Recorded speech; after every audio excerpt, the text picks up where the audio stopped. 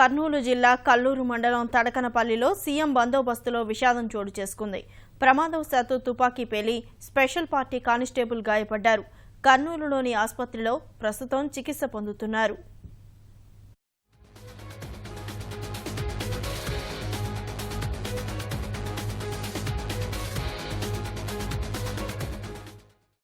కర్నూలు జిల్లా కల్లూరు మండలం తడకనపల్లిలో సీఎం బందోబస్తులో విషాదం చోటు చేసుకుంది.